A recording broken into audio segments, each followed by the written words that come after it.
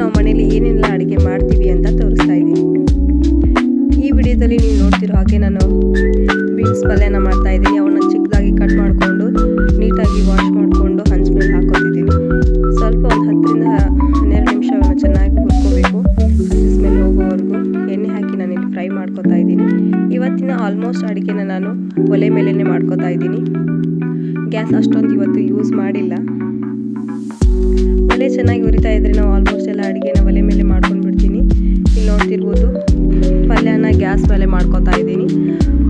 ನಾನು camera on ಮಾಡಿ ಇಟ್ಟಿದ್ದೀನಿ ಅಂದ್ಕೊಂಡ್ಬಿಟ್ಟು ಎಲ್ಲ ಮಾಡ್ತಾ ಇದ್ದೆ, ಬಟ್ ಅದು ಆನ್ ಆಗಿರಲೇ ಇಲ್ಲ. ಕೊನೆಯಲ್ಲಿ ನೋಡಿದೆ.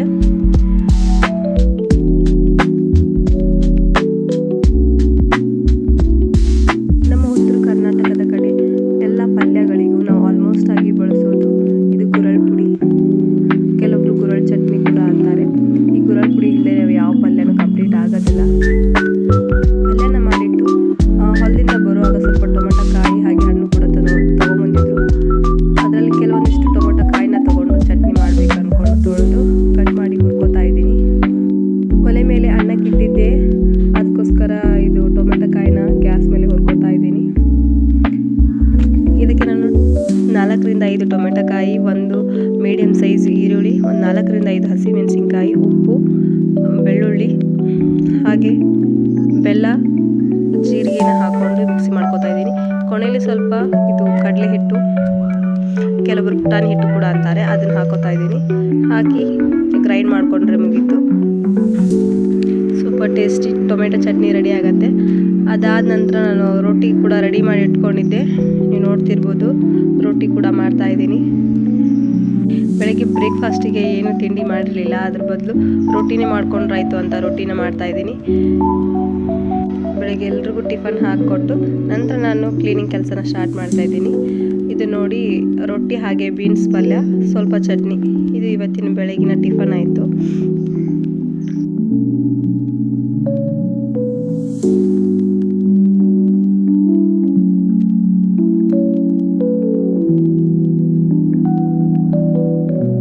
ಅಮ್ಮ ಮನೆಗೆ ಹೋಗಿ ಬಂದಮೇಲೆ ನಾನು ಮನೆ ಕ್ಲೀನ್ ಮಾಡಿರಲಿಲ್ಲ. ನೀವು ನೋಡ್ತಿರ್ಬೋದು ಎಷ್ಟೊಂದು ಧೂಳಿದೆ ಡಬ್ಬ ಪಕ್ಕದಲ್ಲಿ ಅಂತ. ಇದನ್ನೆಲ್ಲ ಇವತ್ತು ಕ್ಲೀನ್ ಮಾಡಿಕೊಂಡು ನೀಟಾಗಿ ಜೋಡಿಸ್ಕೋಬೇಕು. ತುಂಬ ಅಂದರೆ ತುಂಬ ಧೂಳು ಹಿಡಿದಿದೆ.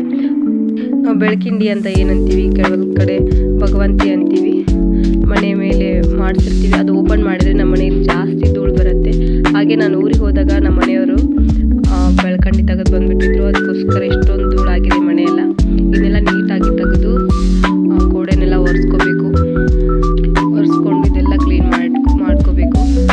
ಹಾಗೆ ಇದು ಶೆಲ್ಫ್ ಕೂಡ ತೆಗೆದು ಕ್ಲೀನ್ ಮಾಡ್ಕೋಬೇಕು.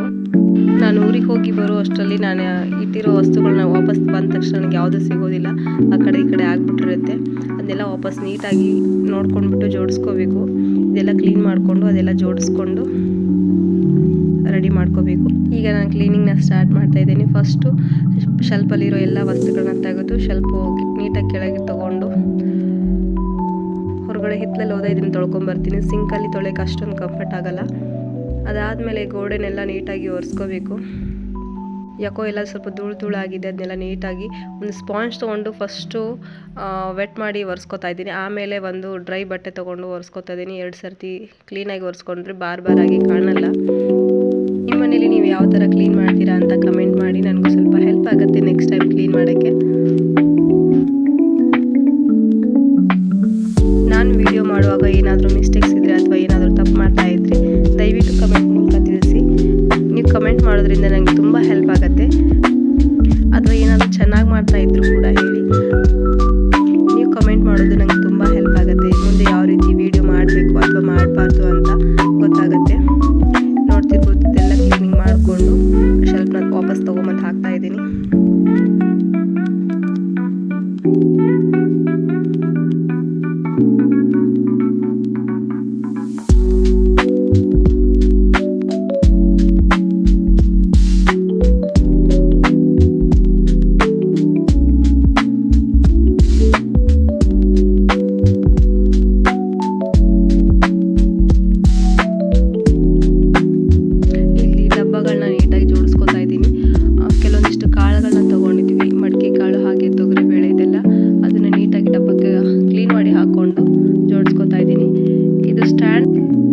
ಹಾಗೆ ಸ್ಪೂನ್ ಟ್ರೇ 2 ಪೆಪ್ಪರ್ ಮತ್ತು ಸಾಲ್ಟ್ ಹಾಕಿಡೋಕ್ಕೆ ಡಬ್ಬ ತೊಗೊಂಡ್ಬಂದಿದ್ದೆ. ನೋಡಿ ನಾನು ಸ್ಪೂನ್ ಈ ಥರ ಎಲ್ಲ ಸ್ಪೂನಲ್ಲಿ ಇಟ್ಬಿಡ್ತಾ ಇದ್ದೆ, ಅದಷ್ಟು ನೀಟಾಗಿ ಕಾಣ್ತಾ ಇರಲಿಲ್ಲ. ಅದಕ್ಕೋಸ್ಕರ ಇದು ಸ್ಪೂನ್ ಆರ್ಗನೈಸರ್ ತೊಗೊಂಬಂದು ನೀಟಾಗಿಟ್ಟೆ. ಸ್ಪೇಸು ಉಳಿತು, ನೀಟಾಗಿ ಕಾಣಿಸ್ತಾ ಇದೆ. ಅದು ಒಂದನ್ನು ತೊಗೊಂಬಂದಿದ್ದಕ್ಕೆ ಅಲ್ಲಿ ಸ್ಪೇಸ್ ಎಷ್ಟು ಉಳಿತು ಹಾಗೆ ಎಷ್ಟು ನೀಟಾಗಿ ಕಾಣಿಸ್ತಾ ಇದೆ, ನೀವು ನೋಡ್ತಿರ್ಬೋದು. ಒಂದು 10 ಡೇಸ್ದು ನಾನು ಕೆನೆ ತೆಗೆದಿಟ್ಟಿದ್ದೆ, ಅದನ್ನು ಬೆಣ್ಣೆ ಮಾಡ್ಕೊಂಡ್ರಾಯ್ತು ಅಂತ ತೊಗೊಂಡಿದ್ದೀನಿ. ನಾನು ಕಡುಗೋಲಿಂದ ಆಗಲಿ ಅಥವಾ ಮಿಕ್ಸಿ ಜಾರಿಂದ ಬೆಣ್ಣೆನ ಮಾಡ್ಕೊಳ್ಳೋದು ತುಂಬ ಕಡಿಮೆ. ನಾನು ಈ ರೀತಿ ಸ್ಪೂನಿಂದನೇ ಜಾಸ್ತಿ ಮಾಡ್ಕೊಳ್ಳೋದು. ತುಂಬ ಜಾಸ್ತಿ ಮಟ್ಟದಲ್ಲಿ ಕೆನೆ ಇದ್ದರೆ ಮಾತ್ರ ನಾನು ಮಿಕ್ಸಿನ ಅಥವಾ ಕಡುಗೋಲು ಯೂಸ್ ಮಾಡೋದು. ಈ ಸ್ಪೂನಿಂದ ಬರೀ ಕೆನೆನ ಈ ರೀತಿ ಸ್ಮ್ಯಾಶ್ ಮಾಡ್ತಾ ಹೋದಂಗೆಲ್ಲ ಕೆನೆ ಈಸಿಯಾಗಿ ಗಟ್ಟಿಯಾಗತ್ತೆ. ನಂತರ ಒಂದ್ಸಲ ತಾನೇ ಅದರಲ್ಲಿ ಎಕ್ಸ್ಟ್ರಾ ಇರೋ ಹಾಲನ್ನು ಬಿಡುತ್ತೆ. ನೋಡ್ತಿರ್ಬೋದು ನೀವು ಯಾವ ರೀತಿ ಹಾಲು ಎಕ್ಸ್ಟ್ರಾ ಹಾಲು ಹೊರಗಡೆ ಬರ್ತಾ ಇದೆ. ಇದಕ್ಕಂತ ನಾನು ಒಂದು ವಿಡಿಯೋ ಆಲ್ರೆಡಿ ಮಾಡಿ ಹಾಕಿದ್ದೀನಿ. ಜಸ್ಟ್ ಕೆನೆನ ಕೈ ಆಡ್ತಾ ಹೋದಂಗೆಲ್ಲ ಅದು ಎಕ್ಸ್ಟ್ರಾ ಹಾಲನ್ನ ಬಿಡುತ್ತೆ, ಈಸಿಯಾಗಿ ಬೆಣ್ಣೆ ಬರುತ್ತೆ.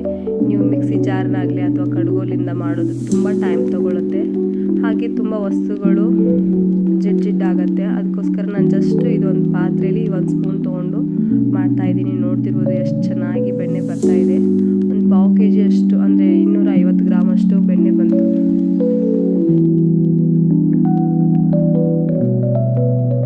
ಸ್ವಲ್ಪ ನೀರು ಹಾಕಿದರೆ ಅದರಲ್ಲಿ ವೈಟ್ ಇರೋದೆಲ್ಲ ಹೋಗ್ಬಿಡತ್ತೆ. ನೀಟಾಗಿ ನೀವು ಬೆಣ್ಣೆನ ತಗೋಬೋದು.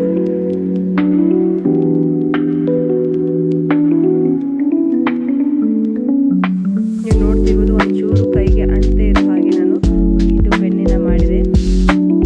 ಒಂದು ಪಾತ್ರೆಗೆ ತಗೊಂಡ್ಬಿಟ್ಟು ಇದನ್ನ ಕಾಯಕ್ಕೆ ಇಟ್ಕೊತೀನಿ ಇವಾಗ.